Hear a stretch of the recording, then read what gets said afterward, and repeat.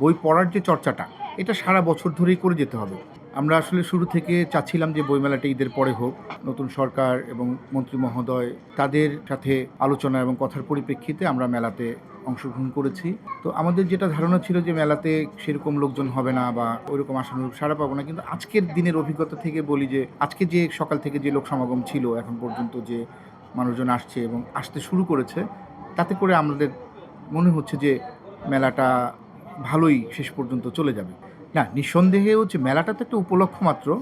এখানে মেলাতে যেটা হয় হচ্ছে যে একসাথে অনেক মানুষজনের সমাগম হয়, অনেক বইপত্রের সমাগম হয়। এখান থেকে পাঠকরা খুব সহজেই এসে নানান স্টলে ঘুরে নানান বইগুলো পড়তে পারে। কিন্তু পাঠকদের জন্য আমাদের যে প্রত্যাশাটা সেটা হচ্ছে বই পড়ার যে চর্চাটা, এটা সারা বছর ধরেই করে যেতে হবে। যদিও এই চর্চাটা এখন ভার্চুয়াল যুগে আমাদের বিভিন্ন মাধ্যমে আমরা হচ্ছে বই থেকে কিছুটা বিচ্ছিন্ন, তরুণদের মধ্যে এই প্রবণতাটা অনেক বেড়েছে গত কয়েক বছরের অভিজ্ঞতা থেকে।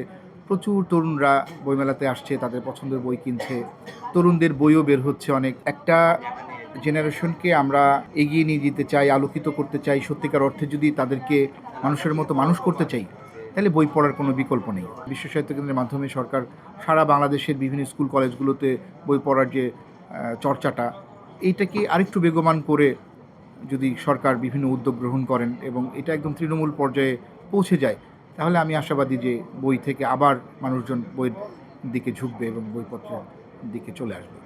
নতুন প্রজন্মের উদ্দেশ্যে আমি যেটি বলবো যে আমরা তো বিভিন্ন মাধ্যমে টাকা পয়সা ব্যয় করছি, সেটার একটা অংশ যদি আমরা বইয়ের পিছনে ব্যয় করি, সেটা সেই সেটা বিফলে যাবে না, সেটার অবশ্যই একটা রিটার্ন আমাদের আসবে। যেটা হচ্ছে যে জ্ঞানের তো আসলে কোনো সীমা নাই, সীমারেখা নাই। এই বই পড়ার মাধ্যমে তারা যতটুকু অর্জন করতে পারবে এটাই তার জীবনে অনেক বড় কাজে লাগবে। আর আমাদের পূর্ব প্রকাশনী থেকে এবছর আমরা 25টা বই এবছরের প্রস্তুতি রয়েছে। আর সামগ্রিকভাবে বইমেলা এবং বইমেলা চিত্র মিলে আমার যেটা মনে হয়েছে যে রমজান মাসের সামগ্রিক পবিত্রতা রক্ষা করে, রমজান মাসের সংযম রক্ষা করে, সব কিছু রক্ষা করেও যদি বইমেলাতে ইফতারের পরে একটা জনসমাগম প্রতিদিনই হয়, তাহলে আমরা একটা সুন্দর একটা মেলা পরিসমাপ্তি করতে পারবো।